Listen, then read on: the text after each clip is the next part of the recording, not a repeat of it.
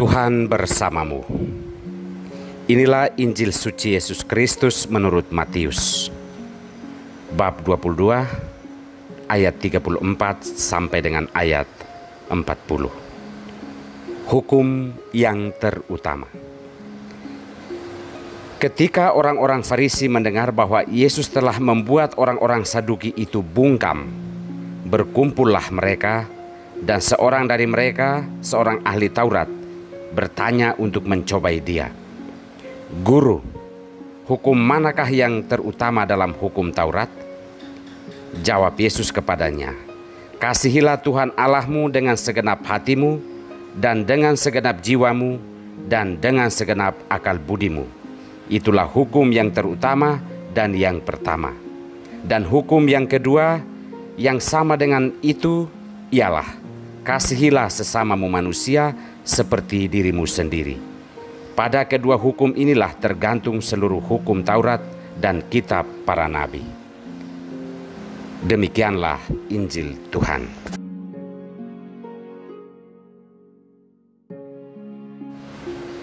Cinta apa adanya. Inilah sampan bersama saya Pater Domikevi SVD. Bapak, Ibu, saudara-saudariku yang terkasih dimanapun Anda berada saat ini, sampan kembali menyapa Anda sekalian. Semoga selalu dalam lindungan yang kuasa. Saudara-saudariku yang terkasih, apakah Anda membutuhkan sebuah alasan untuk mencintai? Saya kira kita semua berdiri di sana, yakni sebuah alasan untuk mencintai siapapun. Mungkin karena ia adalah keluarga, mungkin karena ia memiliki daya pikat tertentu, seperti tampang fisik, atau karena harta dan hal-hal serupa. Seringkali dalam penyelidikan kanonik bagi pasangan-pasangan yang akan menikah, saya sering bertanya, kamu mencintai dia karena apa? Ada berbagai jawaban, misalkan karena ia baik, dan seterusnya. Saya kemudian berpikir bahwa jika suatu saat ia menemukan bahwa ternyata pasangannya tidak sebaik yang ia harapkan, mungkin selesailah cintanya. Apa yang mau dikatakan adalah, cinta itu sebenarnya tidak membutuhkan alasan. Karena alasan, jika disadari sungguh, itu adalah sebuah syarat. Sementara cinta yang diharapkan adalah mencintai tanpa syarat. Lebih tepatnya, mencintai apa adanya. Saudara-saudariku yang terkasih, apakah mungkin cinta yang demikian? Mari kita belajar dari sabda Tuhan pada hari ini. Naomi memiliki salah seorang menantu yang bernama Ruth. Ruth adalah menantu yang baik, walaupun pasangan hidupnya telah meninggal dunia, yaitu anak Naomi. Namun ia mau mengikuti Naomi mertuanya tersebut kemanapun ia pergi. Jarang terjadi hal seperti ini dalam dunia kita sekarang ini.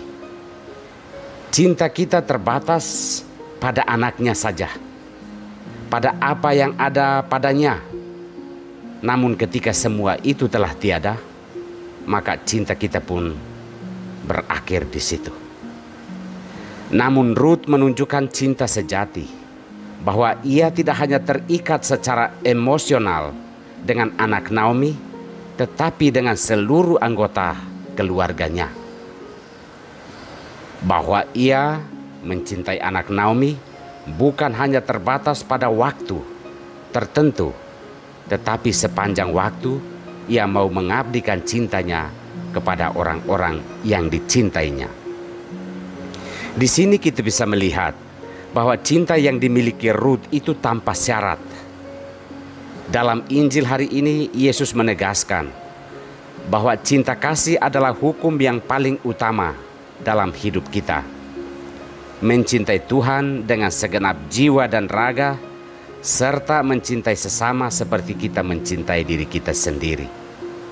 Cinta yang seperti ini memang sangat sulit untuk kita bangun di dalam kehidupan kita. Mengapa demikian? Karena cinta kita penuh dengan syarat. Sejauh ada apanya, kita akan mengatakan bahwa kita mencintai seseorang, namun ketika tidak ada apa-apanya, cinta itu pun hilang. Hal ini ditunjukkan oleh salah satu menantu Naomi yang pergi meninggalkan Naomi karena anak Naomi yang dinikahinya telah meninggal dunia. Kita sering mendangkalkan cinta hanya sebatas pada apa yang melekat pada diri seseorang atau pada apa yang Tuhan berikan kepada kita. Tuhan mau menyadarkan kita akan arti cinta yang sesungguhnya, yaitu mencintai tanpa syarat atau batas waktu. Sebagaimana Tuhan mencintai kita tanpa syarat, demikian pun kita diharapkan untuk mampu mencintai sesama kita sebagaimana kita mencintai diri kita sendiri. Tuhan mencintai kita tanpa syarat itu dibuktikan melalui putranya yang mengorbankan dirinya di atas kayu salib untuk menebus dan menyelamatkan kita. Saudara-saudariku yang terkasih, cinta itu tidak membutuhkan alasan tertentu.